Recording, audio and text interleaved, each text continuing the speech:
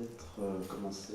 Donc, bonjour et bienvenue à toutes et à tous. Je m'appelle Frédéric Fogassi, je suis directeur des études et de la recherche donc, à la Fondation Charles de Gaulle. Et donc, avec le ministre Arnaud Guémard et Arnaud Tessier, on va tenter de débattre d'un thème peut-être un petit peu original, ou en tout cas, disons justement qu'on a voulu un petit peu transgressif par rapport à la thématique globale de cette année, donc des rendez-vous de l'histoire de Blois, la puissance de l'image, c'est-à-dire paradoxalement le rôle de l'écrit, le rôle des mémoires, le rôle de ce qui reste, ce qui dure et ce qui s'inscrit dans le long terme, ce qui est peut-être justement une manière de marquer une certaine forme d'originalité, voire de distance par rapport à la virtuosité un petit peu vaine du monde de la communication aujourd'hui. Nous intervenons pour la Fondation Charles de Gaulle. Alors en quelques mots, avant de venir au cœur du sujet, donc évidemment, je voudrais vous dire rapidement d'où nous parlons, ce qu'est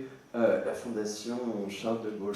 Pendant très très longtemps, à l'époque, le siège de la Fondation donc, était rue de Solferino, et toujours, donc, mais à l'époque où le RPF était le parti du général de Gaulle, entre 1947 et 1954, on désignait le parti gaulliste par la rue de Solferino. Comme vous le savez sans doute par la suite, donc l'appellation a traversé la rue, mais donc dans les jours actuels, elle est en train de la retraverser, puisque donc nous allons perdre nos voisins d'en face. Et donc cet immeuble, qui est ici aux 5 rues de rue de Solferino, il abrite donc une fondation qui a été voulue par le général de Gaulle lui-même, explicitement, donc dans les derniers mois de son existence, qui a été un institut avant de devenir en 1990 donc une fondation reconnue d'utilité publique par l'État. À l'époque, c'est Michel Rocard qui était Premier ministre. Quelles sont les missions de la fondation? C'est avant tout un centre d'archives, c'est avant tout un lieu que le général de Gaulle a voulu destiner à abriter des archives et à organiser des recherches visant à mieux faire connaître, comprendre son œuvre politique. Un centre de recherche et d'archives qui encore aujourd'hui est ouvert donc aux chercheurs universitaires, fréquentés d'ailleurs, et ce lieu du coup évidemment il donne lieu à l'existence d'un conseil scientifique d'universitaires, conseil scientifique présidé par Arnaud Tessier, qui est à ma gauche, donc, inspecteur général de l'administration et professeur associé à l'École normale supérieure de la rue d'Ulm. Et ce conseil scientifique, eh bien, il organise très très régulièrement des activités de recherche, donc ayant pour objet l'œuvre du général de Gaulle. Pendant très très longtemps, on a fait de l'histoire pure, si je me permets d'employer l'expression, c'est-à-dire que globalement, eh bien, on a tenté tout simplement de reconstituer les bouts de l'épopée gaullienne des débuts des années 30 jusqu'à la fin des années 1960. Et dernièrement, comme nous sommes assis finalement sur un matériau de 50 années de recherche, on a fait évoluer un petit peu justement nos perspectives. Aujourd'hui, une des questions que pose le conseil scientifique de la Fondation Charles de Gaulle, c'est tout simplement quelle utilité, quelle actualité de l'œuvre et des préceptes gauliens pour comprendre les défis d'aujourd'hui. C'est quelque chose que nous avons fait assez récemment pour célébrer à notre manière donc, le 60e anniversaire de la Ve République, ce qui a donné lieu à l'organisation d'un colloque, vous voyez ici la plaquette, donc, en partenariat avec l'ENA, l'École normale supérieure de la rue d'Ulm, qu'on a appelé les compromis implicites de la Ve République. C'est-à-dire qu'après avoir étudié la lettre gaulienne, on est allé chercher l'implicite, peut-être que ce qui reste justement de Gaulle dans l'ADN de nos institutions, dans l'ADN de notre République, justement, c'est aussi des habitudes, c'est aussi une certaine vision, une certaine conception. Et d'autre part, évidemment, dans des domaines plus spécifiques, eh bien, on essaie de confronter les préceptes gauliens aux réalités actuelles. Il n'y a pas très longtemps, par exemple, on a frayé avec le ministère de la Défense, désormais ministère des Armées, et on est sorti ce petit livre, De Gaulle et la défense de la France d'hier à aujourd'hui, où finalement on part des principes fondateurs gauliens, qui datent pour certains de 44-45, pour d'autres des années 58-64, Et on essaie de se demander finalement où on se situe aujourd'hui en France par rapport à cet héritage gaullien. Ça a une vertu finalement, cette approche, c'est que ça nous permet de présenter des enjeux qui sont relativement complexes et bien de manière claire et de manière assez pédagogique. D'ailleurs, ces ouvrages sont en train d'être traduits, ont déjà été traduits en chinois, ils sont en train d'être traduits en anglais évidemment. Ça donne une espèce de carte de visite finalement des grands enjeux français. Bientôt, on va s'intéresser à la politique étrangère et au rayonnement de notre pays. Le second domaine, c'est la pédagogie, c'est l'action envers la jeunesse. Pendant très longtemps, la Fondation a organisé la venue de témoins de la guerre, de l'époque gaulienne, dans les classes. Aujourd'hui, ces témoins, bien évidemment, pour la plupart, ils sont hélas décédés. Donc finalement, on renouvelle ce travail donc, sur le passage de relais et sur la transmission des messages gauliens par un travail donc étroit avec le ministère de l'Éducation nationale. Ces jours-ci donc paraissait l'ouvrage Enseigner de Gaulle que nous avons réalisé avec l'inspection générale de l'Éducation nationale et qui est une espèce de somme justement de l'héritage gaulien destiné aux enseignants. On a travaillé avec les enseignants parce que pour chacun des chapitres, chacune des thématiques liées au programme, on a proposé des éléments, des parcours pédagogiques qui sont mis en ligne gratuitement sur notre site. On travaille aussi à des vidéos avec Canopé, l'opérateur de l'éducation nationale, afin de présenter une vue adaptée, en quelque sorte, donc à notre temps, mais ouverte sur la jeunesse de l'héritage gaulien. Le troisième aspect, c'est notre action mémorielle également, c'est-à-dire qu'on organise des commémorations. Il y a pas très longtemps, par exemple, là aussi, un peu plus d'une semaine, on recevait le président de la République, Emmanuel Macron, à Colombey, les deux églises, pour l'anniversaire de le 60e anniversaire de la 5e République, pardonnez-moi, mais surtout, on organise régulièrement des expositions. Actuellement, on a commencé à travailler avec le musée des armées aux Invalides à une exposition sur l'année 1940 qui s'inscrira évidemment dans les célébrations de 2020, c'est-à-dire le 80e anniversaire de 1940 et le 50e anniversaire de la mort du général. Enfin, je serais tenté d'insister un petit peu là-dessus, on travaille aussi au service du rayonnement de la France à l'étranger. De Gaulle est sans doute encore aujourd'hui le nom français qui est le mieux connu, qui parle le plus en dehors de nos frontières. Et encore aujourd'hui, nous sommes sollicités fréquemment pour venir parler de Gaulle à l'étranger.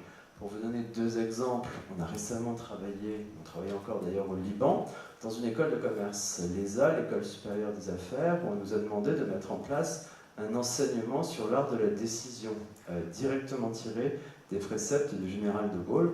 Et de manière peut-être plus visible, on a également été sollicité en Chine par la CIBS, une école de commerce européo-chinoise à Shanghai, donc une école extrêmement réputée puisqu'elle occupe le 7e rang mondial au classement du Financial Times en matière donc de MBA, c'est-à-dire de formation continue pour cadres supérieurs. Et là aussi, on nous a demandé de réfléchir au leadership. Il leur semble que finalement, l'une des figures mondiales qui incarne le mieux le leadership dans l'histoire du XXe siècle, c'est De Gaulle, et que donc il y a somme toute des leçons d'efficacité à en tirer. Et on nous demande donc de réfléchir à ce sujet.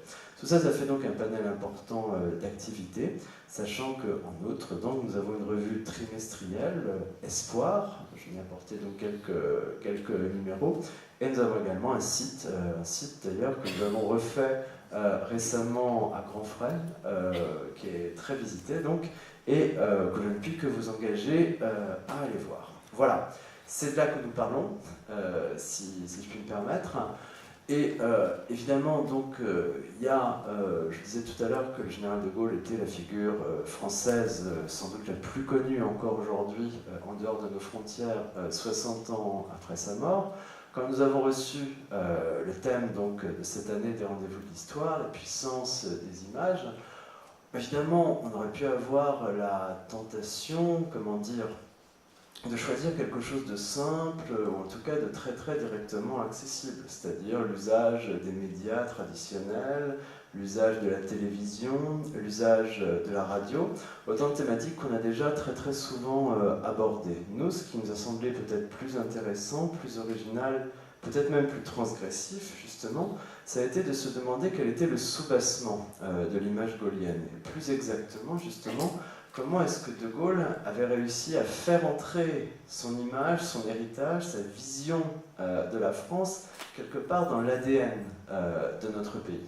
Et il nous a semblé, justement, que pour cela, étudier les mémoires, la publication des mémoires, d'abord les mémoires de guerre, qui paraissent donc entre 1954 et 1959, et ensuite les mémoires d'espoir, qui sont inachevées, que De Gaulle commence à rédiger donc à partir de 1969, mais qui couvrent l'essentiel des débuts de la Ve République. C'était quelque chose donc qui pouvait être tout à fait intéressant. Sans vouloir évidemment trop m'étendre sur le sujet, je voulais juste proposer en guise d'introduction 2-3 remarques donc extrêmement rapides. La première, donc, c'est tout simplement que la publication du premier tome des mémoires de guerre, l'Appel, qui date d'octobre 1954, c'est un événement fondateur dans la relation des Français à De Gaulle. Pourquoi ? Bien, tout simplement parce que ça va être quasiment le premier ouvrage qui donne une vision gaullienne, donc, d'une période qui est encore proche et qui a été extraordinairement troublée, c'est-à-dire tout simplement la période de la guerre et de la libération, et des débuts de la reconstruction. Alors ça va être un succès d'édition absolument fulgurant. Le livre paraît chez Plomb en octobre 1954, et dans les 5 premières semaines, donc, il s'en vend 100 000 exemplaires. Et surtout, comment dire, c'est quelque chose qui va également avoir de l'importance dans le destin du général de Gaulle, puisque ce moment de 1954, il est tout sauf anodin. En 1954, de Gaulle est véritablement au début de ce qu'on appelle la traversée du désert. Il a fondé ce parti, le RPF, Rassemblement du peuple français, en 1947. Il a espéré pendant très très longtemps que le RPF le ramènerait au pouvoir, qui lui permettrait de changer les règles de la 4e République. Il a échoué. Il a échoué dans cette tâche, et en 1954, alors que les mémoires paraissent, bien, dans une certaine mesure, De Gaulle se demande peut-être si ce destin national est fini. Dès lors, pour reprendre la formule de Jean Lacouture, eh bien, les mémoires contribuent à ranimer chez ce personnage que guette l'abattement la foi en son destin. Mais c'est un tournant, pas seulement, c'est aussi justement quelque part l'arme, l'outil avec lesquels De Gaulle va commencer la mise en scène de ce récit, de sa relation particulière avec les Français. Et en cela, justement, ce qui est extrêmement important, c'est que De Gaulle publie ses mémoires, qui quelque part fixent sa place dans l'histoire, avant de revenir au pouvoir, en 1958. Donc peut-être que finalement, l'une des caractéristiques de Gaulle qui va fonder son autorité en 1958, c'est qu'il revient au pouvoir, c'est-à-dire qu'il revient quelque part dans le champ émanant de la politique, en ayant déjà un petit peu défini lui-même sa place dans l'histoire. Pour essayer d'approfondir donc ces questions, eh bien, j'ai à mes côtés donc 2 intervenants, 2 extraordinaires connaisseurs de l'œuvre et de la personnalité de Charles de Gaulle. J'ai à ma droite Monsieur le ministre donc Hervé Guémard, président du conseil départemental de Savoie, membre du conseil d'administration de la Fondation Charles de Gaulle, auteur, historien, écrivain, qui vient très récemment de rééditer le tout premier ouvrage de Charles de Gaulle, La discorde chez l'ennemi, paru initialement en 1924. Je me permets de très très vivement d'ailleurs vous recommander cette réédition, parce qu'elle est agrémentée d'une très longue introduction, mais également tout à fait éclairante justement sur la naissance de la pensée politique de De Gaulle, sur son rapport à l'Allemagne également, et qu'elle est également agrémentée d'un dictionnaire qui finalement explicite de manière biographique extrêmement intéressante justement tous les acteurs des événements que décrit De Gaulle, c'est-à-dire l'effondrement intérieur de l'Allemagne dans les derniers mois de la Première Guerre mondiale. D'ailleurs, Hervé Gaimard dédicacera cet ouvrage sur le stand de Perrin, donc à la Halle au Grain, tout de suite après la fin de cette table ronde. J'ai à ma gauche Arnaud Tessier, donc inspecteur de l'administration, professeur associé à l'ENS de la rue d'Ulm, où il assure donc la direction de la Prépéna et président de notre conseil scientifique. Lui aussi historien, biographe de Louis-Philippe, biographe de Richelieu, plus récemment donc biographe de Philippe Séguin dans un essai remarqué, Philippe Séguin, le remords de la droite, qui d'ailleurs lui aussi prépare actuellement un ouvrage sur les derniers moments au pouvoir du général de Gaulle, donc sur le de Gaulle de l'après 68 et de l'année 1969, donc un ouvrage qui paraîtra au printemps prochain. Alors, j'ai envie de me tourner d'abord vers les deux intervenants pour déjà leur demander quel est leur sentiment sur le statut de ces mémoires. Évidemment, derrière tout projet autobiographique, il y a une dimension d'édification. C'est à travers, c'est Jean-Luc Rémy-Briac qui a édité les mémoires dans l'édition Pléiade qui le souligne, derrière ces mémoires, De Gaulle impose, ou en tout cas commence à imposer, sa vision, sa lecture finalement de l'histoire de France et surtout à la faire entrer dans l'inconscient collectif. C'est finalement avec la publication des mémoires qu'on commence à voir apparaître de manière dominante certaines idées simples. Que si la France s'effondre en 1940, ce n'est pas qu'il y ait une espèce de défaillance globale de l'âme profonde du peuple français, mais qu'il y ait une défaillance des leaders, une défaillance politique, en quelque sorte, une défaillance des institutions. Que la France n'a jamais quitté le conflit, puisque la France libre a continué à l'incarner. C'est ce que dira d'ailleurs De Gaulle à Charles Bidault, hors de question de proclamer la République en 1944. Enfin et surtout, eh bien, que la France a contribué à sa propre libération et que du coup, c'est grâce à la France libre, grâce à l'alliance entre la France libre et la résistance, que la France a également pu revendiquer sa part de victoire dans le conflit mondial. Alors pour reprendre la formule de Malraux dans les anti-mémoires, évidemment, il y a une forme de simplification romaine des événements propres aux mémoires de guerre, peut-être également aux mémoires d'espoir, dont parlera Arnaud Tessier, qui eux retracent les débuts de la Ve République, les grands choix initiaux du nouveau régime. Mais dès lors, comment distinguer De Gaulle historien et De Gaulle mémorialiste, à votre avis? Je me tourne vers Hervé Gaimard. Merci Frédéric. D'abord peut-être une remarque pour dire que les mémoires sont une marque de fabrique de l'histoire de notre pays depuis au moins 5 siècles. Et ce n'est pas forcément le cas partout d'ailleurs. Et Pierre Nora, dans ses lieux de mémoire, s'est livré à une analyse de ces différentes stratifications des mémoires, et il distingue par ordre chronologique d'abord ce qu'il appelle les mémoires d'épée, c'est Blaise de Montluc, c'est Bassompierre, donc ça c'est sous le grand siècle et même auparavant. Ensuite, des mémoires de cour, qui font Florès au XVIIIe siècle.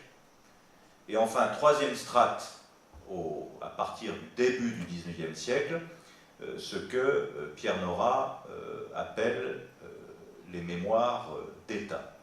Donc ça, ce seront 3 grandes périodes, et Pierre Nora poursuit en disant maintenant on est dans une autre période, puisque nous sommes dans des mémoires politiques centrées sur l'actualité immédiate, qui n'ont plus la majesté, la globalité qu'avaient ces mémoires d'État.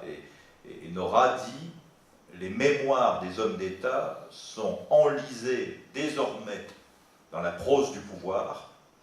Il a sans doute fallu De Gaulle et son exceptionnel destin pour que s'éclaire en ce dernier éclat la poésie rétrospective de la mémoire d'État. Et c'est vrai que cette mémoire d'État, qu'on peut faire remonter à Philippe de Comines, ensuite nous avons les mémoires retrouvées, plus ou moins transcrites fidèlement de Louis XIV, nous avons évidemment le mémorial de Sainte-Hélène, dicté, réécrit, transmis, et enfin les mémoires de guerre du général de Gaulle. Et c'est vrai que la mémoire était en réalité aussi une construction historique. Et quand le général de Gaulle, sans doute à partir de 1946, quand il quitte le pouvoir pour la première fois le 20 janvier 1946, se met-il à écrire ses mémoires. Ensuite, à partir de 1947, il a une vie très prise par le Rassemblement du peuple français, il écrit sans doute moins, et il s'y remet d'arrache-pied à partir de 1953 pour ce premier volume qui paraît en 1954. Et donc, ces mémoires de guerre ont sans doute un double objectif. Le premier objectif, comme l'a dit Frédéric Fogacci à l'instant, c'est en quelque sorte de couler dans le marbre le sens de son action. Et d'ailleurs, même ceux qui n'ont pas lu les mémoires et qui ne les liront jamais connaissent l'Incipit, qui est aussi célèbre que longtemps je me suis couché de bonne heure. Toute ma vie, je me suis fait une certaine idée de la France, virgule, le sentiment me l'inspire aussi bien que la raison. Bon, avec ça, tout est dit, c'est-à-dire que quasiment dans la première phrase, il a dit le reste des 1000 pages à venir. Donc c'est bien en cela qu'on est dans une forme de statuaire, non seulement de son action, mais de ce qu'est la France. Bon. Et la deuxième remarque que je voulais faire, c'est que les mémoires de guerre, vous savez, il y a 3 volumes qui paraissent, 54, 56, 59, et c'est peut-être le fait du hasard, mais y a-t-il jamais un hasard en histoire? Ces volumes paraissent à des moments clés de notre histoire contemporaine.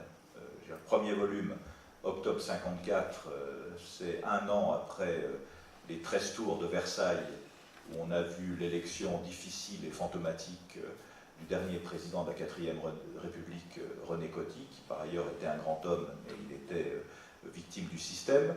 Mai 54, c'est Dien Bien Phu, et l'automne 54, c'est le premier volume des mémoires, et ce succès de librairie dont Frédéric a parlé n'est sans doute pas pour rien, parce qu'il est dans un contexte politique.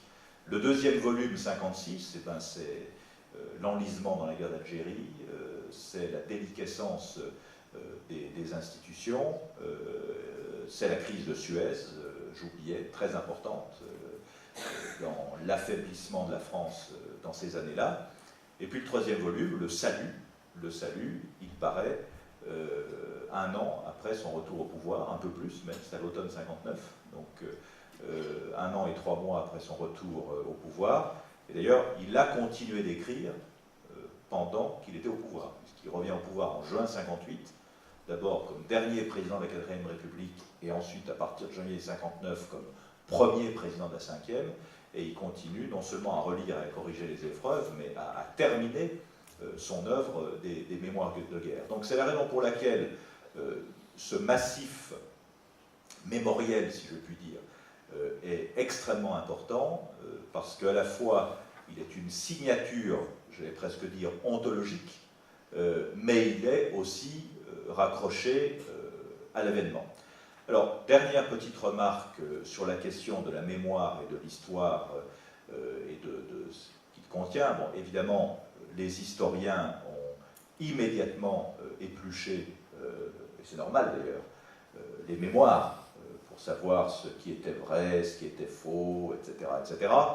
Bon, je pense qu'on peut là aussi faire 2 remarques. D'abord, il y a eu une critique, j'allais dire, d'ordre presque idéologique. Par exemple, le général Weygand fait paraître 1 an ou 2 après un livre, je ne sais pas d'ailleurs si c'est lui qui l'a écrit ou pas, qui s'appelle Remarques sur les mémoires du général de Gaulle, où évidemment, puisqu'il y a la grande querelle de l'armistice.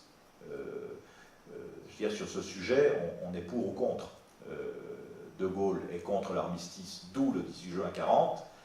Weygand, et c'est tout à son honneur, lui assume l'armistice. Donc il conteste, et c'est normal d'ailleurs, parce que ces deux points de vue radicalement opposés et d'ailleurs pas conciliables. On est pour ou contre l'armistice. C'est un choix assez binaire. On peut regretter que ce choix soit binaire, mais à l'époque il est binaire. Donc on a le général Weygand qui publie un livre 1 ou 2 ans après, réfutant certaines des thèses de Gaulle, mais en fait c'est une réfutation idéologique, entre guillemets, tout à fait acceptable, mais de Gaulle n'est pas pris en défaut de contre-vérité historique, et c'est ça qui est important. On peut avoir une opinion différente, mais sur la substance historique, il n'y a pas de contestation, ni par Weygand, ni par les historiens d'ailleurs, de ce qui est contenu dans les mémoires de guerre. Après, il y a un deuxième sujet, mais chaque fois que l'on écrit, tous autant que nous ne sommes pas objectifs, par définition, puisque l'objectivité n'existe pas. On parle d'une situation, on parle d'une culture, on parle d'une formation, on parle d'influence. Je cite 2 exemples dans ces mémoires de guerre où certains peuvent estimer que De Gaulle hypertrophie certains événements. 2 exemples. Le premier, et il fait bien de le rappeler dans ses mémoires, mais on l'oublie, vous savez que quelques jours avant la libération de Paris, il y a une tentative de Laval de remettre la Troisième République sur ses rails pour que ce soit des anciennes gloires de la Troisième République qui accueillent les Américains, et donc pour effacer De Gaulle. Donc il y a un déjeuner à l'hôtel Matignon, je crois le 20 août 1944, c'est-à-dire 5 jours avant la libération de Paris, où il y a Laval, sa fille et son gendre, le comte de Chambrun, Pierre Laval, José Chambrun, il y a Édouard Herriot et madame, et il y a l'ambassadeur d'Allemagne à Paris, Otto Abetz. Et donc Laval en Maquignon veut que Herriot reprenne les rênes d'une légitimité Troisième République qu'on ressusciterait in fine. Et d'ailleurs, Herriot ne refuse pas, contrairement à ce qu'on a pu dire parfois, c'est les Allemands qui ne veulent pas. Et donc l'après-midi même, après le déjeuner, Herriot et sa femme sont réembarqués à côté de Nancy en résidence surveillée, et Laval, lui, est embarqué en Allemagne à Sigmaringen. Voilà. Et donc, ce fait qui est assez peu connu de l'été 44, qui est quand même très significatif, je crois que dans les mémoires, il y a 2 ou 3 pages sur cet épisode. Donc, c'est bien que De Gaulle, vu d'où il parle, il se dit c'est quand même pas possible qu'on essaye en dernière minute ce maquignonnage pour, comment dire, remettre en cause la grande querelle de la légitimité qui court depuis le 18 juin 40. Deuxième exemple d'hypertrophie, entre guillemets, dans les mémoires de guerre, c'est la question syrienne. Je ne m'étendrai pas sur le sujet, mais la situation en Syrie est très compliquée, au Liban et en Syrie, mais surtout en Syrie, est très compliquée au printemps 45, puisque la France exerçait un mandat au nom de la Société des Nations sur le Liban et la Syrie, après la Première Guerre mondiale, comme les Britanniques exerçaient un mandat en Palestine et en Irak, qu'on appelait la Mésopotamie avant 1932. Et donc en 1943, la France libre donne l'indépendance au Liban et à la Syrie. D'ailleurs, le pacte national libanais dont on parle toujours, avec un président de l'Assemblée nationale chiite, un président de la République chrétien et un président du Conseil sunnite, ce fameux pacte national date de 1943. Mais évidemment, c'était une indépendance toute relative, puisqu'on était encore en guerre et qu'il y avait des troupes françaises au Liban et en Syrie. Et donc, les nationalistes syriens, plus que libanais d'ailleurs, sont pressés de voir partir les troupes étrangères. Bon. Et d'ailleurs, les Britanniques, les les officiers britanniques du Moyen-Orient, qui n'ont jamais accepté que les Français soient au Moyen-Orient, veulent aussi nous faire partir le plus rapidement possible du Levant. Bon. Et donc il y a une crise franco-britannique extrêmement forte en mars-avril 1945, il y a un bombardement à Damas, les troupes britanniques manquent s'opposer aux troupes françaises, De Gaulle convoque, il est président du gouvernement provisoire, il convoque l'ambassadeur britannique Duff Cooper et il lui dit si la guerre n'était pas terminée, puisqu'on est avant le 8 mai, hein, c'est avant la fin de la Deuxième Guerre mondiale, hein, on est encore pendant la Deuxième Guerre mondiale, il dit ça pourrait justifier une guerre entre nous. Voilà. Et donc, De Gaulle, dans ses mémoires, parle pendant 3 ou 4 pages de cette affaire syrienne, alors que sur le moment, non pas qu'elle soit négligeable, mais elle n'est pas si importante que cela. Donc on voit bien que De Gaulle, défenseur intransigeant de la souveraineté française, ne peut pas supporter cette immixtion britannique dans ce qu'il considère comme encore nos affaires, et cela explique que cette affaire syrienne prenne plus de place dans ses mémoires qu'elles n'en ont laissé sans doute dans l'histoire de France et dans l'histoire de la Deuxième Guerre mondiale. Voilà les quelques remarques que je voulais faire. Merci beaucoup, Monsieur le Ministre. Ça me fait penser à cette confidence, donc, effectivement, que De Gaulle fait à Louis Ternoir en 1953, alors qu'il a repris, justement, la rédaction des mémoires. Et il dit à Ternoir « J'ai énormément de mal à les écrire, car il me tient de vérifier chaque détail historique. » Et il conclut « Comprenez-vous, je veux faire œuvre. » Effectivement. Il y a un énorme travail de documentation dans les mémoires, et d'ailleurs dans l'édition originale, il y a des documents, justement, une somme importante de documents que De Gaulle a fait ressortir, justement, et qu'il publie en annexe, qui d'ailleurs distingue les mémoires de Gaulle des mémoires de Churchill, où les documents sont publiés, analysés ou commentés, justement, dans le corps du texte. J'ai retenu la distinction de Pierre Nora, que vous avez rappelée, justement, entre mémoire d'État et mémoire politique, et j'ai envie de me tourner justement vers Arnaud Tessier avec cette question. Si on prend maintenant les mémoires d'espoir, c'est-à-dire des mémoires qui concernent cette fois-ci la refondation républicaine, les débuts de la Ve République, les grands choix institutionnels, les grands choix de politique publique, comment se situer au niveau des mémoires d'État, justement, tout en parlant du politique? Comment tenir cette ligne de crête, finalement? Oui, alors je crois pour comprendre un peu la singularité de l'œuvre de Gaulle mémorialiste et l'articulation entre les mémoires de guerre et les mémoires d'espoir, je crois qu'il faut partir du principe que De Gaulle est quelqu'un dont l'existence, l'action, le tempérament défient un peu la notion de temps. Il y a un journaliste américain, dont le nom m'échappe à l'instant, qui a écrit en 1965 un livre d'un intérêt mélangé, qui s'appelle Les 3 vies de Charles de Gaulle. Et il disait qu'en fait, Charles de Gaulle avait eu 3 vies. Il avait eu sa vie d'écrivain, de penseur d'avant-guerre, évidemment celle du 18 juin, du libérateur, et puis celle de l'homme de la Ve République. Et que ces vies s'emboîtent. Il y a un deuxième élément qui, je trouve, qui est plus que d'ordre anecdotique, qui est assez saisissant, et qui explique aussi cet étrange rapport au temps. C'est décembre 64, la cérémonie du transfert des cendres de Jean Moulin au Panthéon, scène extraordinaire par un froid de canard.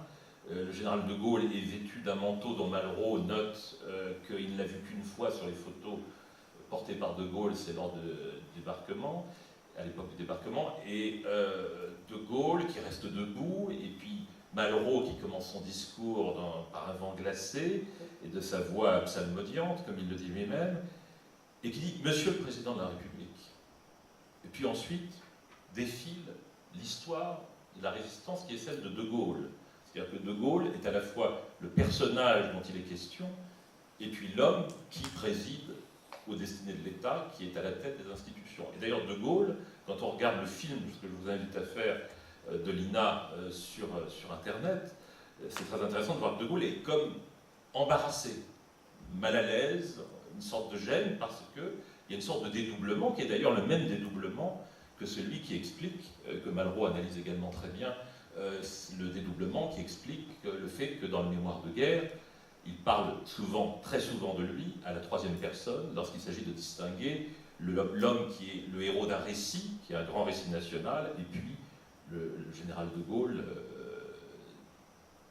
dans un rapport plus privé. Et je note d'ailleurs, on notera que dans les mémoires d'espoir, de Gaulle parle de lui exclusivement à la première personne, qu'on a changé de système. Donc je crois que ce rapport au temps, de Gaulle, c'est des vies qui s'emboîtent, et c'est aussi un homme qui est obsédé très tôt par la question du vieillissement, de l'âge.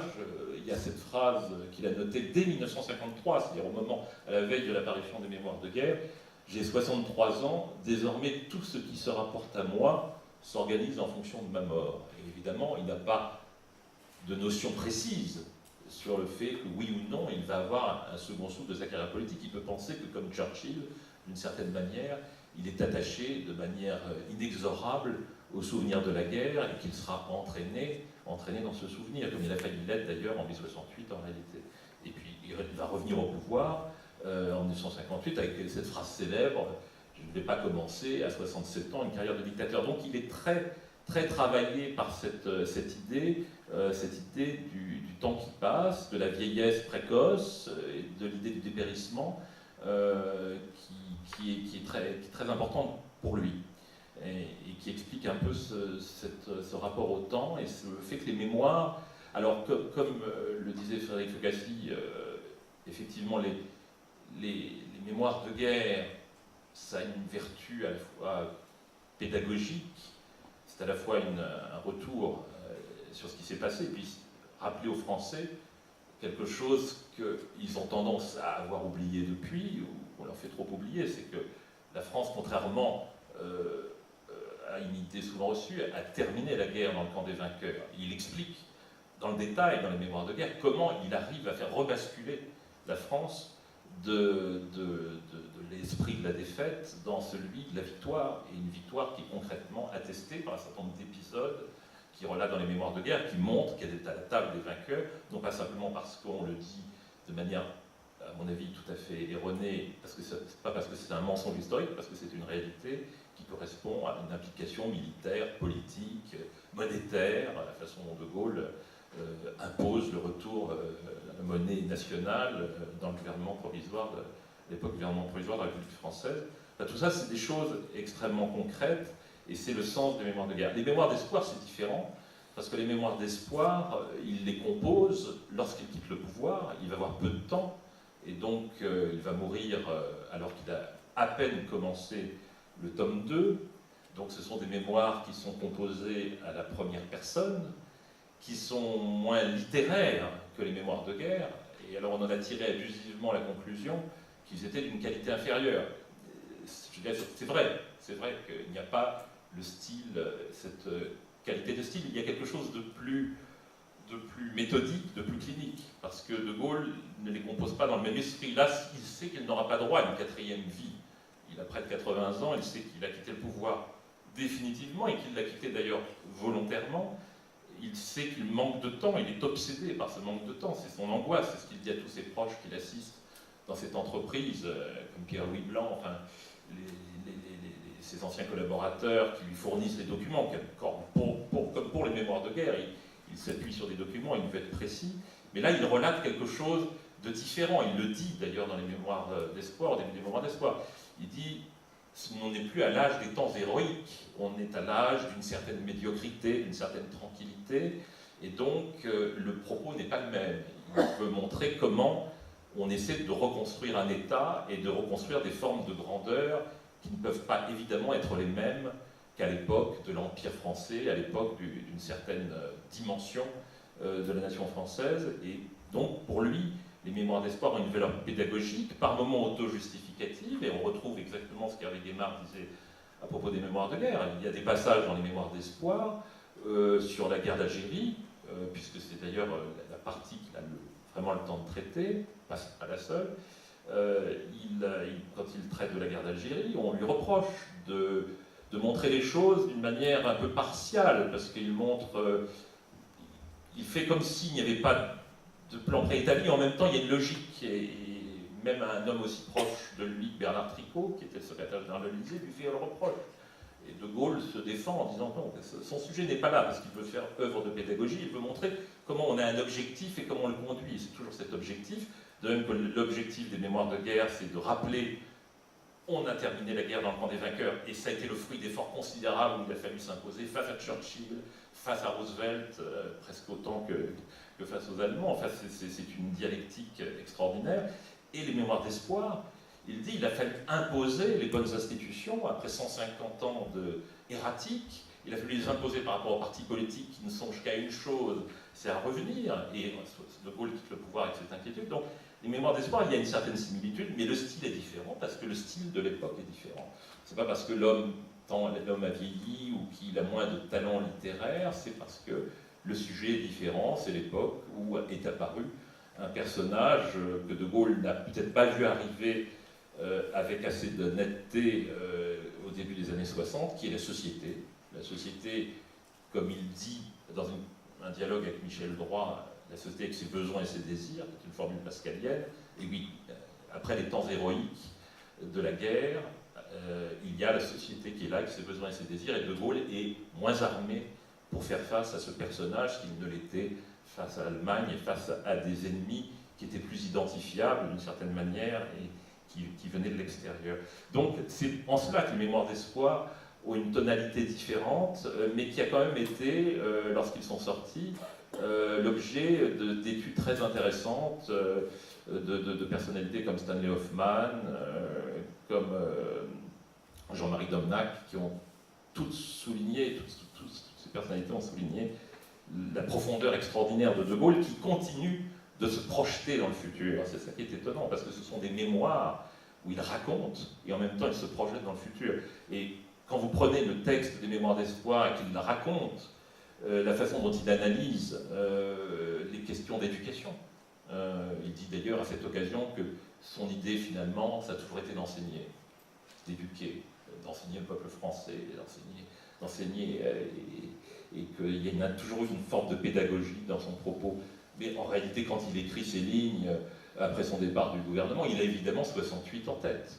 Il a 68 en tête. Et chaque ligne qu'il écrit sur la période 1958-1963, dans ses deux premiers tomes, dont le deuxième est inachevé, des Mémoires d'espoir, sont évidemment habités par ce qui se passe, ce qui vient de se passer, ce qui se passe sous la direction de son successeur, Georges Pompidou. Donc, vous voyez, il y a cet emboîtage, cette sorte d'emboîtement étrange entre du temps et un temps qui est de moins en moins héroïque, mais avec des difficultés qui sont de plus en plus précises. Et donc, c'est quelque chose sur lequel je voulais insister. Alors, dans sa préface aux mémoires de Gaulle, dans la Pléiade, Jean-Louis Crémieux-Briac cite effectivement les mémoires de Louis XIV, il cite le mémorial de Sainte-Hélène, mais curieusement, il ne cite pas le testament politique de Richelieu, qui, à mon avis, est véritablement l'élément, je pense, de comparaison le plus proche. Le testament politique de Richelieu, en fait, il y a deux parties. Il y a une partie qui s'appelle la succincte narration des grandes actions du roi, où Richelieu raconte, en quelque sorte, ce qui s'est passé.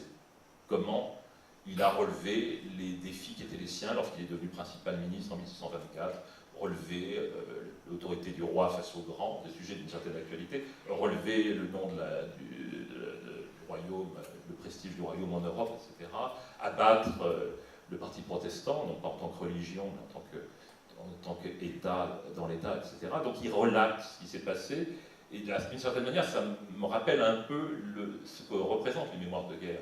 Et la deuxième partie du testament politique, ce sont des réflexions sur l'exercice du pouvoir, et quand on lit les mémoires d'espoir, on voit qu'il s'agit exactement de cela, la façon dont on prend des décisions.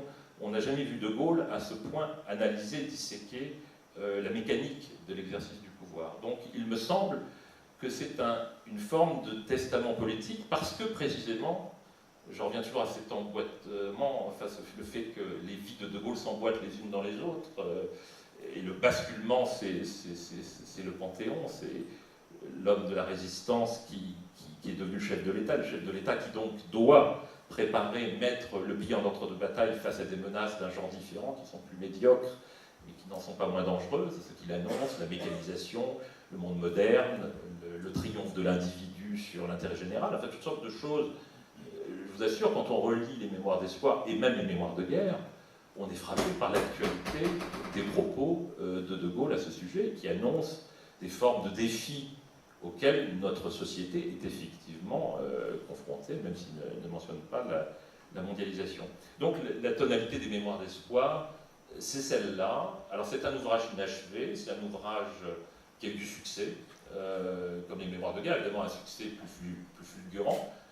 De Gaulle a voulu le publier plus tôt que prévu, donc sinon il aurait été publié sans doute après sa mort, il devait être publié fin novembre, il était publié début octobre, le tome 1, et puis le tome 2 était publié quelques mois plus tard, les deux chapitres du tome 2.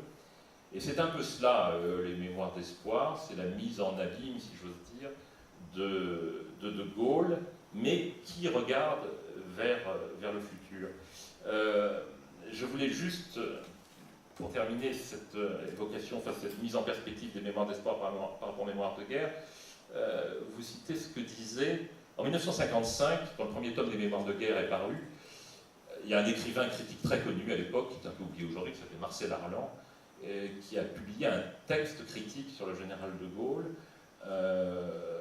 sur le premier tome des mémoires de guerre, qui est à la fois critique et élogieux. Alors il dit ceci à propos du style, qu'il décèle parfois chez un grand chef d'État la touchante persistance d'un poète de garnison. Mais une fois qu'il a émis ses réserves, il dit « ça ne donne que plus de prix au caractère exceptionnel de l'œuvre ». Il dit « une œuvre grave, forte et profondément animée ». Il ajoute « on dirait que chez lui, la grandeur est une nature, qu'il pense, agit et parle dans une atmosphère de grandeur, qu'il y vit, qu'il y respire comme dans son élément originel ».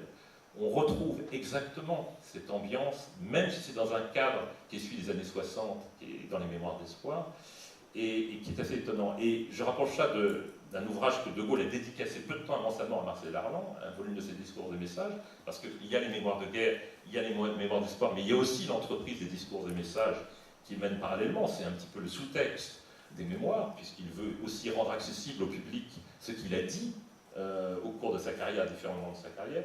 Il écrit ceci dans la dédicace à M. Marcel Arlan: « Chacun de nous, dans le sens de la grandeur de la France, et en saluant de tout cœur, mon cher maître, votre sens intime et profond de la beauté. » C'est-à-dire que pour lui, chacun, l'écrivain, l'homme d'État, agit dans le sens de la grandeur de la France, dans son registre.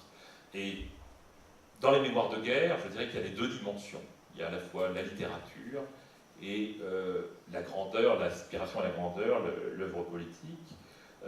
Dans les mémoires d'espoir, le texte est plus romain, plus dépouillé, mais c'est le même esprit, simplement l'époque est moins héroïque. Et pour terminer avec cette phrase toujours d'Arlan, de Marcel Arlan, qui disait cela en 1955 déjà dans l'action, le général de Gaulle ne quittait pas des yeux les siècles à venir, et c'est l'impression que laisse la lecture inachevée, la lecture de ce texte inachevé sur les mémoires d'espoir. On a quand même l'impression, même si c'est un texte de mémoire, que De Gaulle regarde vers l'avenir. C'est assez saisissant. Vous voulez réagir, Wagner ? Oui, je veux juste rebondir sur ce que vient de dire Arnaud Tessier, que je partage complètement. Quand on considère le général de Gaulle, il ne faut pas oublier qu'il est obsédé par l'enseignement, c'est ce qui a été dit, mais il est obsédé par la littérature. Il y a cette phrase de Marcel Arlan, il y a celle qu'il dit à Albert Camus, qu'il rencontre dans la deuxième moitié des années 50, en pleine traversée du désert, et il se quitte en disant « Tout homme qui écrit et écrit bien sert la France ». Voilà. Donc il y a cette fascination de la littérature, et d'ailleurs, à la fin de sa vie, il a dit un jour sous une forme de boutade, bon, j'ai fait 2 ou 3 choses, mais j'aurais pu très bien être bibliothécaire. Voilà. J'aurais été bibliothécaire dans une petite ville, à Pontivy, et puis j'aurais écrit dans le bulletin des érudits locaux, est-ce que Henri IV est passé à Pontivy ou pas? Et j'aurais été très heureux comme ça.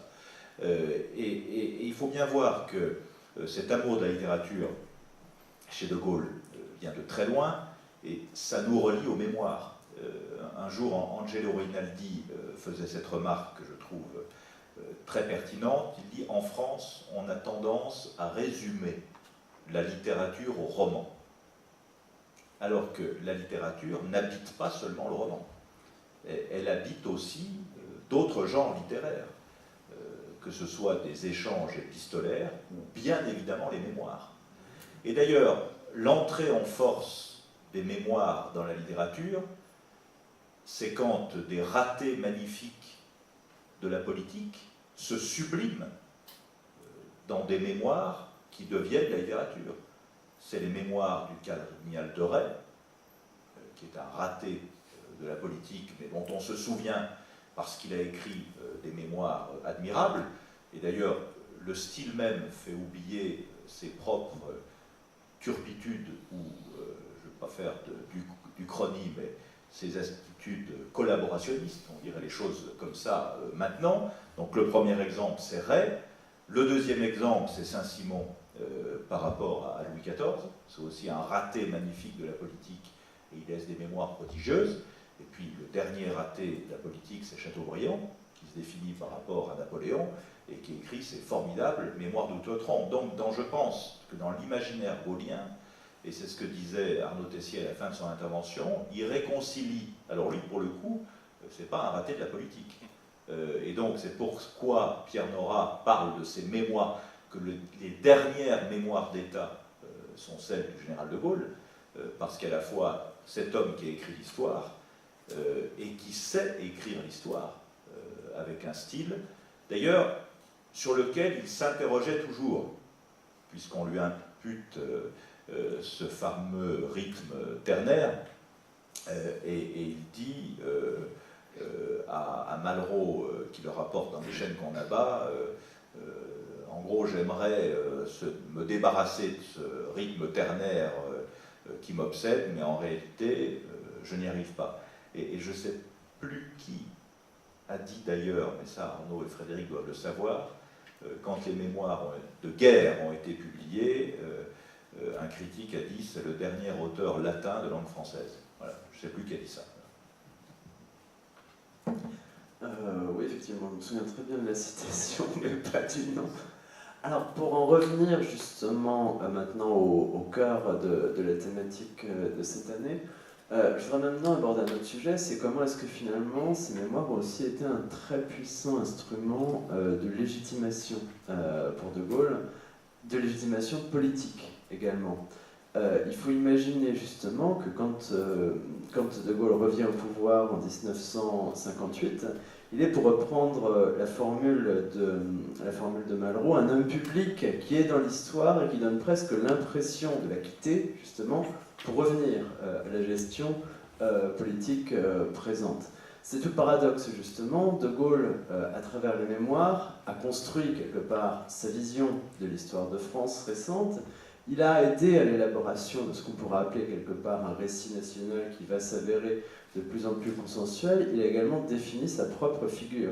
Quelque part, il ne s'appartient pas. Il ne s'appartient pas, il appartient à la France, puisqu'il lui est revenu précisément de l'incarner dans les moments les plus terribles. C'est évidemment cette fameuse formule « Devant le vide effrayant du renoncement général, ma mission m'a paru d'un coup claire et terrible. En ce moment, le pire de son histoire, c'était à moi d'assumer la France. » De Gaulle donc se donne à la France, d'où peut-être justement cette idée qui revient au pouvoir comme légende vivante, avant de devenir plus tard un mythe posthume.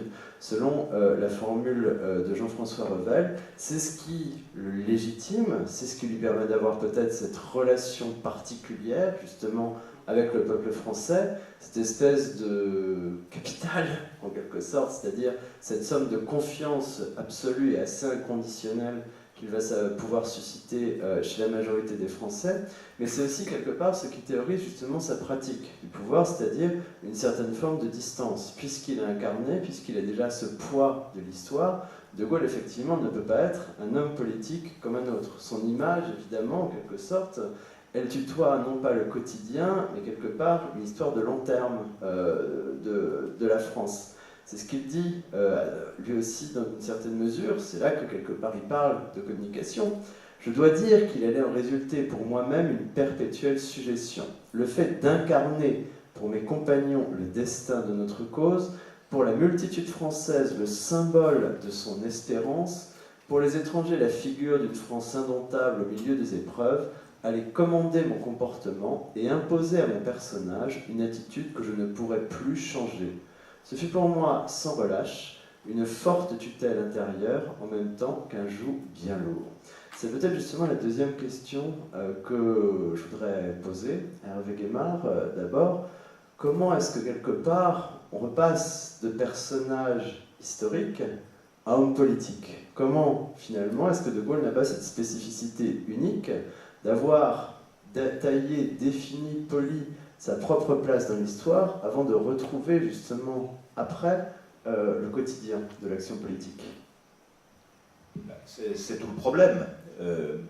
Quand Malraux dit dans les chaînes qu'on abat chez De Gaulle, il n'y a pas de Charles, il a tout dit. C'est-à-dire que quand on devient un personnage, on doit abandonner sa personne. Bon. Et ça, c'est une transmutation, j'imagine, pour un homme d'État assez redoutable.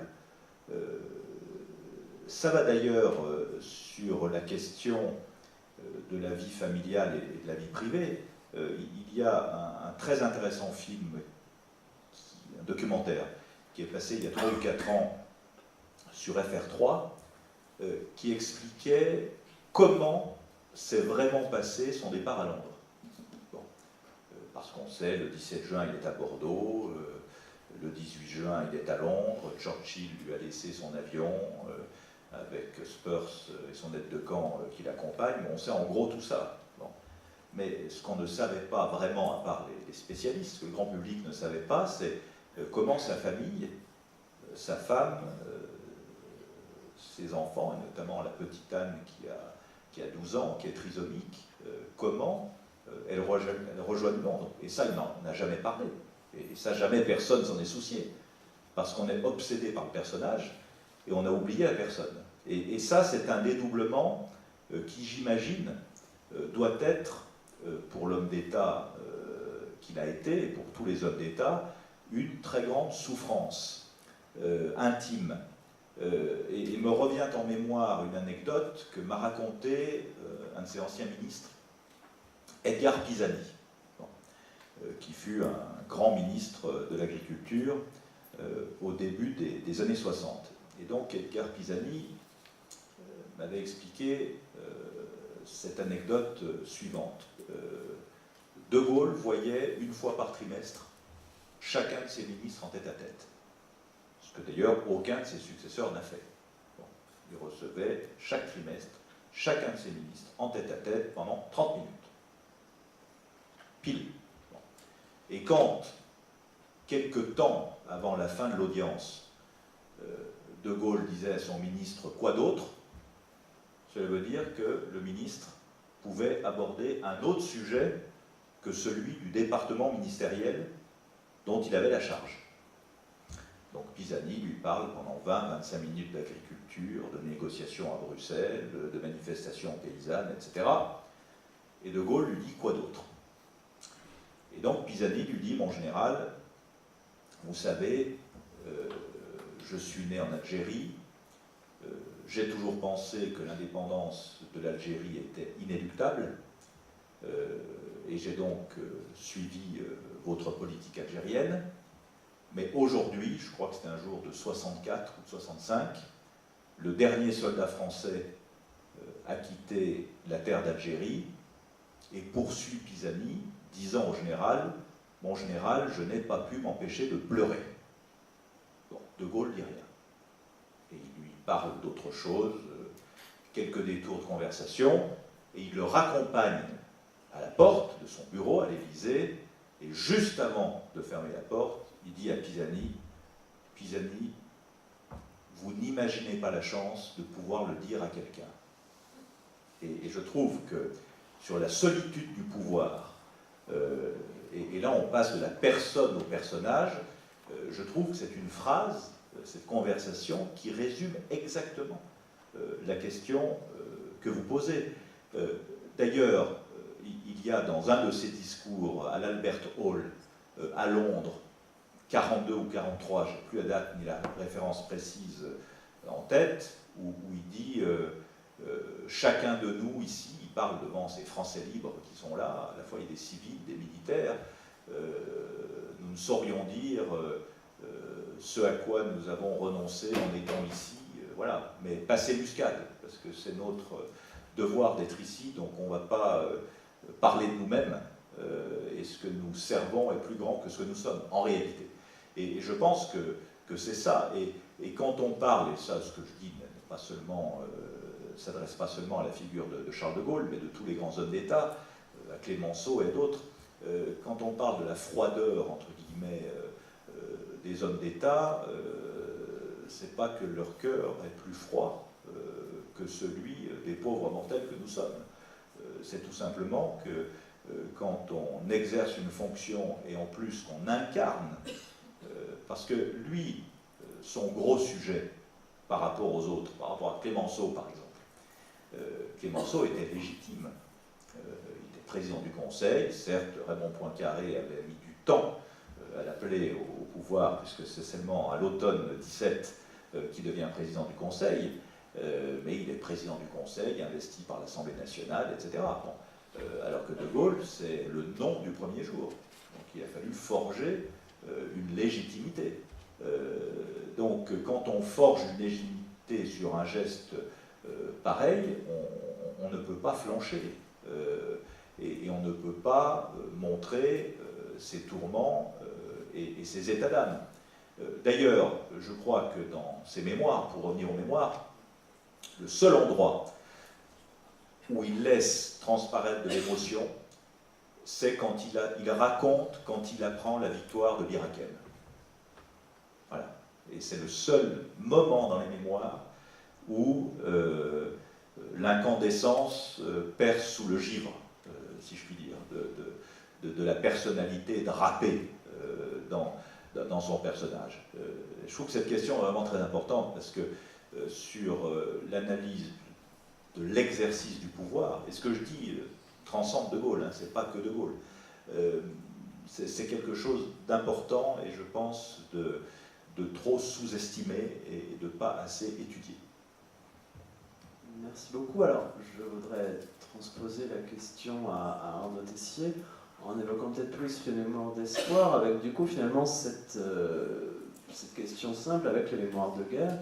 De Gaulle, effectivement, montre sa place dans le grand voile de l'histoire, se définit en quelque sorte comme un homme des tempêtes, mais alors, comment dire, dès lors n'est-il pas condamné à être un homme des tempêtes, à ne vivre en quelque sorte justement en permanence que dans la crise? Et comment justement habiter la gestion politique quotidienne, justement, quand quelque part on est marqué précisément par cette image, par cet héritage? Oui, ça ressort très clairement, enfin, de manière, je trouve, assez frappante des mémoires d'espoir. D'abord parce qu'il y a un personnage, il parle plus de lui à la troisième personne, mais il y a un personnage qui est très présent dans les mémoires d'espoir, plus que dans les mémoires de guerre, parce que ce personnage-là est un peu malade, divisé, etc. C'est l'État. Les mémoires d'espoir, il n'est question que de l'État, comme une sorte de transcendance qui, pour le coup, surpasse De Gaulle et qui explique peut-être ce repli, ce repli ou cette sorte de position un peu particulière. C'est pour ça d'ailleurs que je trouve qu'il y a un point commun assez fort avec le testament politique. Et alors effectivement il y a cette idée, et alors c'est assez frappant quand on lit Le Mal français. Alain Peyrefitte est une source très intéressante, peut-être un peu trop envahissante sur la période de Gaulle, à travers C'était De Gaulle, qui est un livre merveilleux, mais qui, à force de petites touches, ne compose pas forcément le vrai personnage. Les touches peuvent être vraies dans le détail et fausses dans l'ensemble. Et alors, il y a un passage extraordinaire dans Le Mal français, qui est un ouvrage, alors, contrairement à C'était De Gaulle, qui date de 75, je crois, c'est-à-dire vraiment 76, quelques années après la mort de Gaulle, qui est assez saisissant, parce que Peyrefitte dit il faut en finir, tout en se disant très gaullien, il faut en finir avec cette conception de l'État où on a l'impression que, en quelque sorte, la vie normale du peuple n'est qu'une atténuation des périodes de crise. Et il dit qu'il faut entrer dans un système où l'État va fonctionner comme si la vie normale d'une société, c'était la tranquillité, le bien-être ou l'aspiration au bien-être, et que les crises étaient des accidents. J'ai envie de dire, c'est peut-être un peu brutal vis-à-vis de quelqu'un qui connaissait aussi bien De Gaulle, que Perfit, il me semble, vient de définir par antithèse ce qu'est le gaullisme. C'est-à-dire que pour De Gaulle, et ça se sent dans les mémoires d'espoir, la vie normale des peuples, et des grands peuples, et en ce sens il est plus près de Péguy que de Pompidou, et il pense, quand il dit les peuples heureux n'ont pas d'histoire, si, il pense qu'ils ont une histoire, comme Péguy le disait. Pour De Gaulle, en réalité, la norme, c'est la crise, et le pays doit être armé en permanence contre la crise. Et donc, toute l'organisation de l'État, tout le rapport entre l'État et les sociétés sont dictés par cela. Et il faut dire d'ailleurs que 68 n'a pas dû le pousser sur un chemin de traverse par rapport à ça, puisqu'il a quand même vu un système dont il pensait qu'il avait atteint une sorte de solidité extrême, qui vacillait face à quelque chose qu'il ne connaissait pas quelques années seulement après les troupes de la guerre d'Algérie, l'attentat de Petit Clamart, c'est-à-dire des manifestations d'étudiants, des mouvements sociaux de grande ampleur. Donc je crois que c'est vraiment ça, ce qui définit la pensée de De Gaulle et sa vision des affaires publiques à la fin de sa vie, qui domine les mémoires d'espoir, c'est cette idée qui n'est pas facile à faire passer politiquement et qui suppose une certaine conception de l'État dans la vie sociale. C'est de dire la situation normale, c'est peut-être pas la crise, mais c'est en tout cas une situation qui est durable, parce que la démocratie est fragile. Il avait quelques raisons personnelles de le penser. La démocratie est fragile, des situations extrêmement fugitives peuvent faire vaciller les systèmes les plus solides, et donc il faut que la société soit armée, et armée par un État fort. C'est la conception qui ressort très nettement des mémoires d'espoir où l'État est. Et il me semble qu'on est passé, sous la Ve République, par la suite, à une conception qui est assez différente, et qui est d'ailleurs assez compréhensible, elle est moins janséniste, qui est de dire que les sociétés ont plutôt pour vocation d'aspirer au bien-être, à l'amélioration du bien-être, et d'avoir des périodes de stabilité, et la crise est quelque chose qui doit être exceptionnel, contre lequel il faut évidemment être armé, mais ce n'est pas la règle.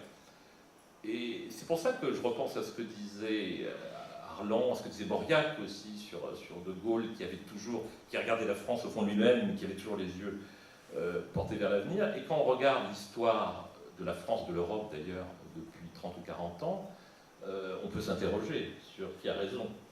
Parce qu'en réalité, si on met à part les quelques années qui correspondent à mon enfance, qui sont, je dirais, la deuxième partie des années 60, début des années 70, l'adolescence, il y a eu une période très courte de quiétude, et ensuite des périodes de crise, de danger, voilà, sans compter évidemment ce que De Gaulle avait prévu, ce qui s'est passé en 89, ce qu'il avait annoncé, pour lequel il avait conçu sa politique européenne, c'est-à-dire le fait que le communisme serait absorbé par la Russie et que la question des grands équilibres continentaux serait reposée de manière évidente et sans doute beaucoup plus rapide que la plupart des gens ne le pensaient à l'époque. Donc ça, je trouve que c'est un message sous-jacent dans les mémoires d'espoir, qui est celui que De Gaulle laisse au moment où la plume lui tombe des mains, quand il est saisi par la mort, qui montre que c'est un texte qui mérite d'être lu. Il est moins, comment dire, il est plus romain ou plus administratif par moment, il est moins flamboyant que les mémoires de guerre, mais il donne extraordinairement à penser aujourd'hui. Merci beaucoup Arnaud. Alors, peut-être que ce qu'on a pu voir précisément, c'est à quel point ces mémoires avaient permis d'ancrer et de légitimer la figure de Charles de Gaulle dans un certain inconscient français. Mais De Gaulle définit aussi, quelque part, la figure du président de la République, de la cinquième, de la nouvelle République, donc de l'époque. Et ce qui est frappant, c'est de constater que ses immédiats successeurs, Georges Pompidou, agrégé de lettres, auteur d'une anthologie de la poésie française, auteur d'essais souvent sous-estimés pour établir la vérité, ou le Nogordien, François Mitterrand aussi. Si on relit le coup d'État permanent qui paraît en 1963, il y a de très longs chapitres dans lesquels Mitterrand aussi essaye, alors évidemment dans une veine anti-gaulliste, de retrouver un certain grand vent de l'histoire en évoquant justement un certain 19e siècle français. Lui aussi se veut essayiste quelque part. Donc j'ai envie de me tourner vers Hervé Gaymard avec cette question. Est-ce que De Gaulle ne crée pas une attente, une exigence justement avec ses mémoires? Est-ce que la légitimation d'un président, d'un chef d'État justement, ne passe pas dès lors dans l'inconscient des Français, je dirais par l'écriture, mais aussi par un certain niveau d'exigence dans l'écriture? Je crois que dans votre question, il y a deux sujets. Bon, le premier, c'est qu'en France, peut-être plus que partout ailleurs dans le monde, il y a une majesté de l'écrit et du livre en relation avec la politique. C'est-à-dire que tout homme politique, d'ailleurs surtout s'il n'est pas homme d'État, se croit obligé de publier un livre que parfois il n'aura pas écrit, pour dire les choses.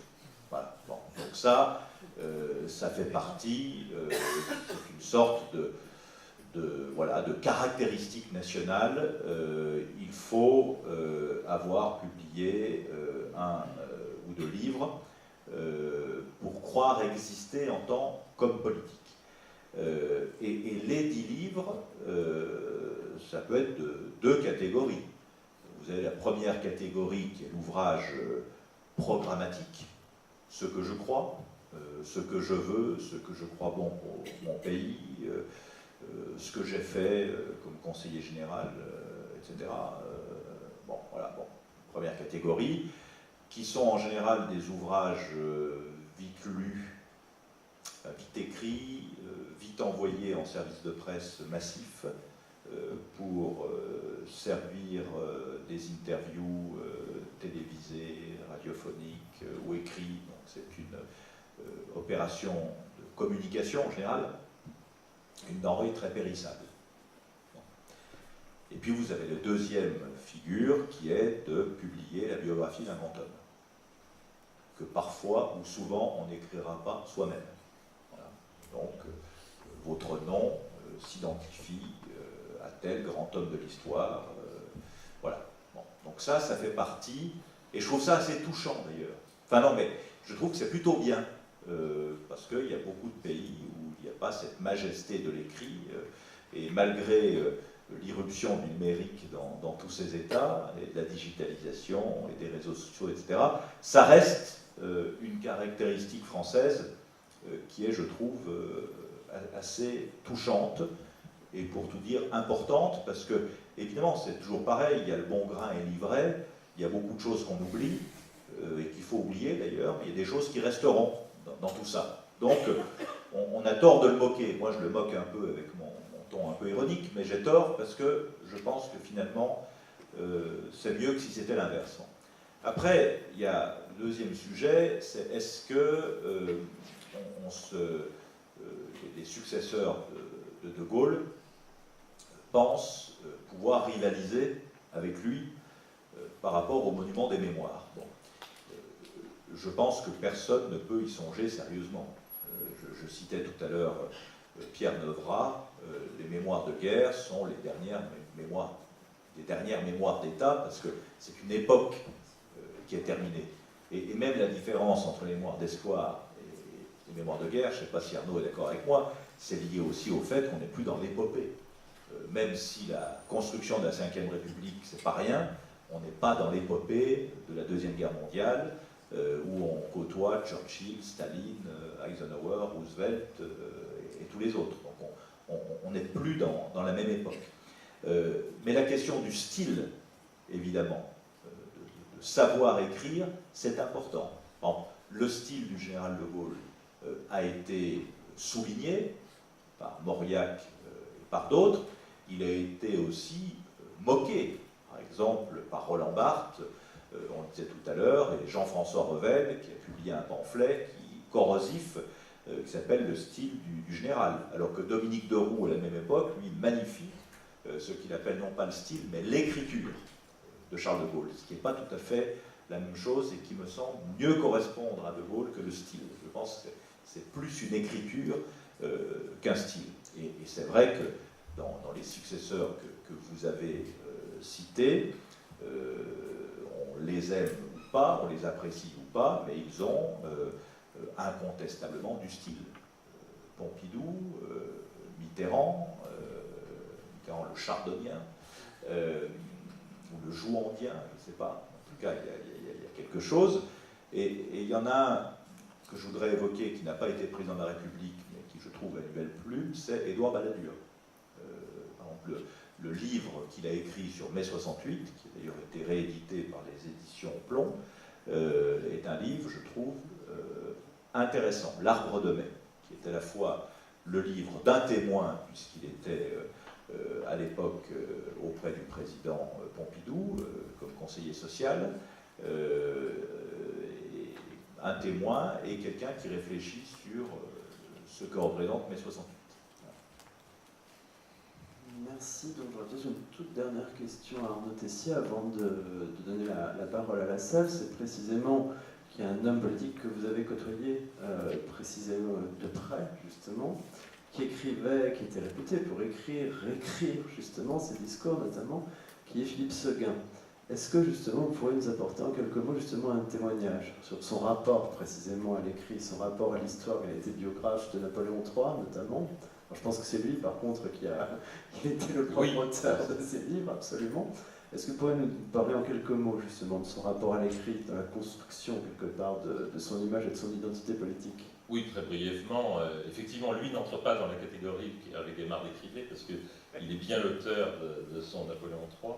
Et il a voulu faire une biographie parce qu'en réalité, c'était effectivement une façon pour lui d'affirmer une partie de sa personnalité politique, et puis c'était aussi parce qu'il avait une vocation d'historien qu'il n'avait pas poussé jusqu'à son terme du temps où il était étudiant à Aix, et il avait pour maître toute la grande école historique française des années 60, et qui était très prestigieuse.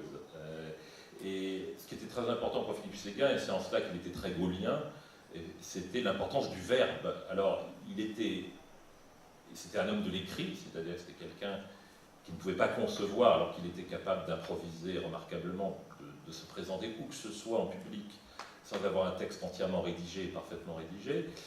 Mais c'était quelqu'un alors du verbe, et d'ailleurs il était d'une certaine manière, ses talents oratoires étaient plus grand que De Gaulle, qui était un orateur inégal. En réalité, il avait une voix. De Gaulle existait par le verbe d'une manière différente, parce qu'il incarnait plus que par une qualité rhétorique en tant que telle.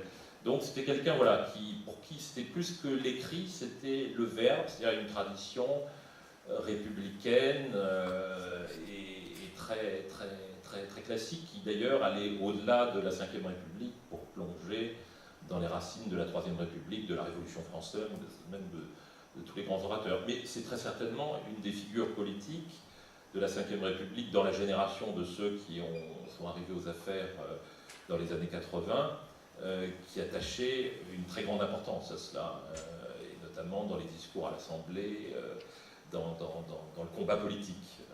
Quelque chose qui s'est quand même beaucoup perdu, et qui est très, très, très, très curieux d'ailleurs, la capacité aussi de conduire des débats, d'intervenir.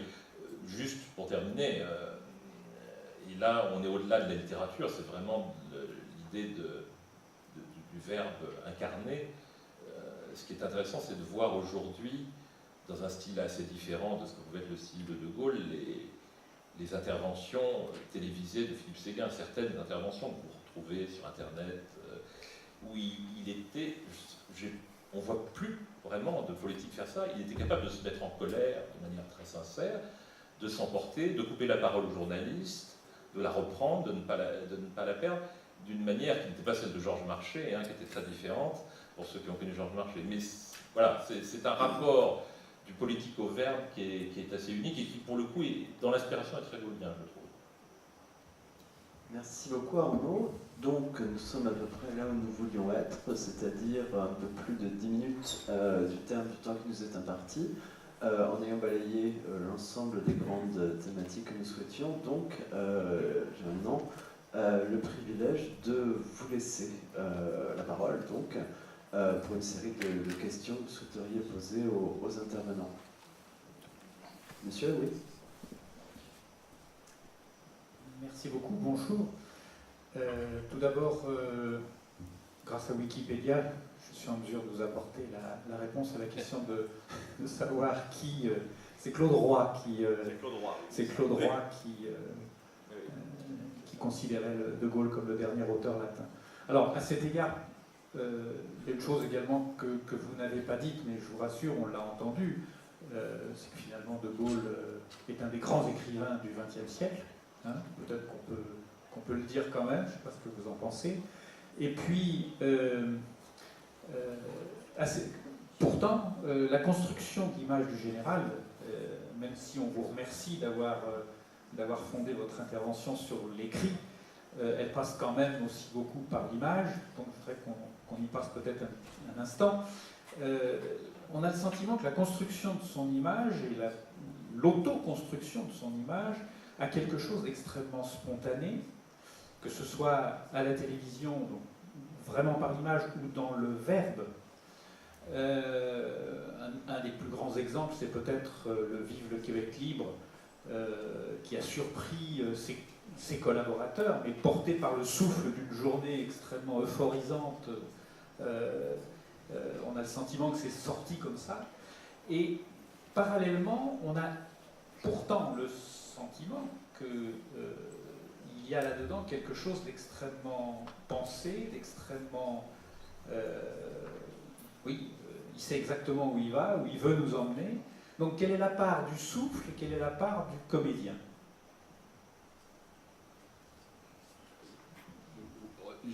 Oui, alors le discours du Québec, c'est vraiment un sujet, parce qu'on a vraiment des témoignages un peu contradictoires sur le fait qu'il savait très bien ce qu'il voulait dire, ce qu'il voulait faire, et puis sur le fait aussi qu'il a été effectivement transporté par le chemin du roi et par une ambiance particulière. Mais je pense que De Gaulle, comme tous les grands hommes d'État, c'est quelqu'un qui improvisait de manière préparée et qui était sincère avec calcul. Et donc il était tellement dedans, si j'ose dire, que je pense que ça se confondait, de même que la notion de temps n'avait pas de sens pour lui. C'est en ça qu'il est un homme d'État suprême. Ce que vous dites me fait penser à quelque chose que j'ai vu dans un film sur De Gaulle, où on le voit entre deux prises à la télévision au début des années 60. Et alors c'est le De Gaulle, vraiment avec la voix un peu chevrotante, le fauteuil, le costume trop large, les oreilles pointues.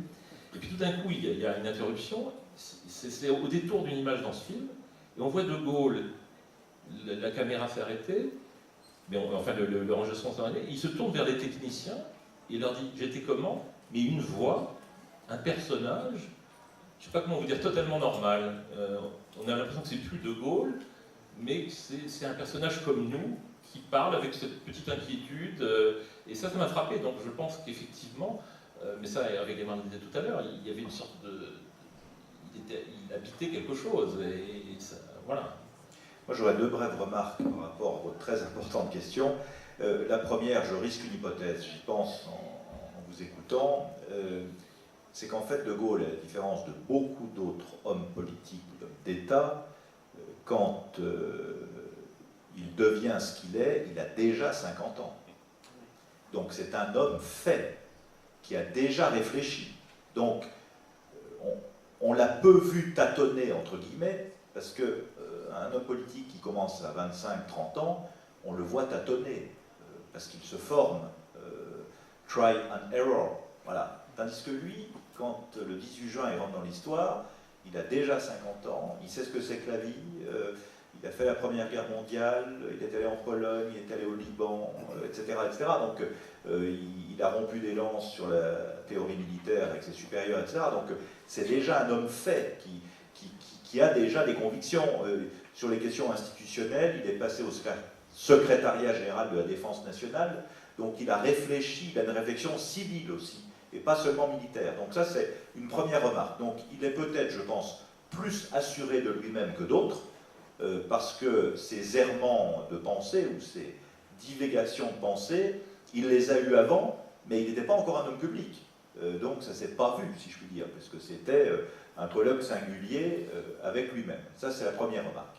La deuxième remarque, c'est que quand il quand il entre par effraction dans l'histoire, il n'a pas envie du tout de faire de la communication. Et par exemple, c'est Churchill qui le force à poser pour des photographes. Qui le force.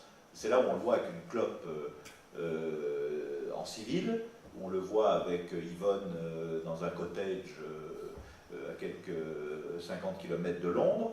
Et j'ai lu les témoignages des photographes. Il y a un bouquin qui est épuisé qui s'appelle De Gaulle et les photographes, de Jacques Borgier et Nicolas Viesnov, qui est paru il y a très longtemps, il faudrait rééditer d'ailleurs, où il y a les témoignages de tous les photographes encore vivants, français ou étrangers, qui parlent de Gaulle devant leur objectif. Très intéressant, parce que c'est un grand timide, qui n'a pas du tout envie de se prêter à l'exercice. Alors après, on a dit, c'est vrai qu'il est devenu artiste de la politique, mais il est devenu un peu malgré lui.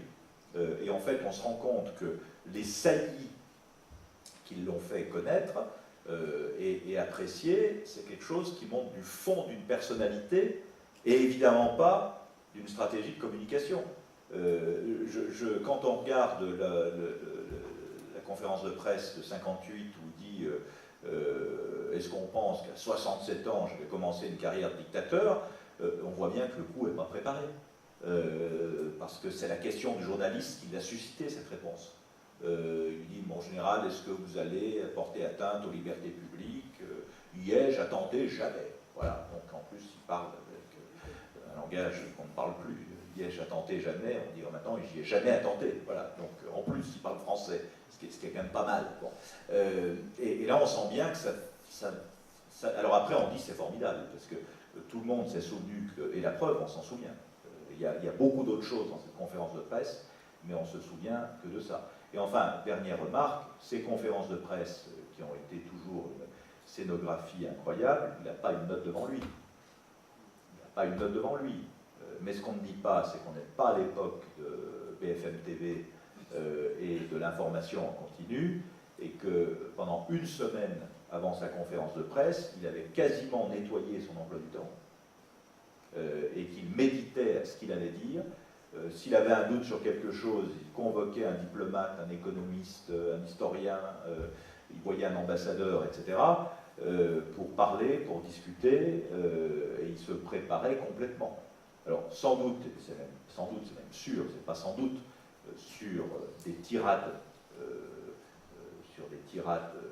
qui sont restées célèbres, il avait préparé son coup, évidemment. Et il les avait forgés, parce qu'on sent que chaque mot compte. Je veux dire, le carteron de généraux en retraite, le pronunciamento militaire, etc. Le pronunciamento, c'est un mot qu'il a exhumé. Plus personne ne connaissait ce mot-là, à supposer qu'on l'ait connu avant. Voilà, donc tout ça était quand même préparé. Juste, il y a un truc, une chose, un détail qui n'est pas un détail, mais qui est assez peu connu finalement, c'est que De Gaulle, n'y voyait presque rien. Et qu'il ne voulait pas porter ses lunettes en public. Voilà, donc ça imposait, alors ça ne se voyait pas, sauf sur certaines photos. On a l'impression, notamment la photo de la couverture du livre enseigné de Gaulle, où on a l'impression véritablement qu'il est comme ça, qu'il prend les mains de... Et donc ça impose une... Voilà, et quand par exemple, il ne voulait pas passer en revue les troupes avec ses lunettes, parce qu'il considérait... Donc il est obligé de se composer tout un personnage, pas par une volonté de communication, mais parce qu'il ne voulait pas laisser paraître ce qui était une faiblesse physique, et surtout ce qui était son obsession, qui était la dégradation physique. Le dernier discours public, c'est Quimper, pour lancer le référendum. Il va faire un livre là-dessus, qui sort l'année prochaine. Regardez ça sur l'INA, c'est incroyable, parce que c'est 69, donc il a 79 ans, il fait un froid de gueux, il pleut dans tous les sens, et il est debout tout seul, son discours doit faire, je sais pas, un quart d'heure, 20 minutes, il ne lit à aucun moment. Il a tout mémorisé de A jusqu'à Z. Donc ça veut dire que c'est une préparation qui aujourd'hui nous paraît inouïe, avec les prompteurs et avec toutes les béquilles que nous donnent les nouvelles technologies d'autre époque. Bien. Il est 15h58. Y a-t-il une toute dernière question qui sera nécessairement brève? Non. Bien. Alors, je peux vous inviter donc à rejoindre Hervé Guémard donc au stand Perrin. Oui. que ça intéresse, il y a une autre conférence à 18h à l'hôtel de ville de Blois sur De Gaulle et la Première Guerre mondiale. Donc, il y aura Bénédicte Verger-Chaignon, Éric Allary et votre serviteur sur la discorde chez lui.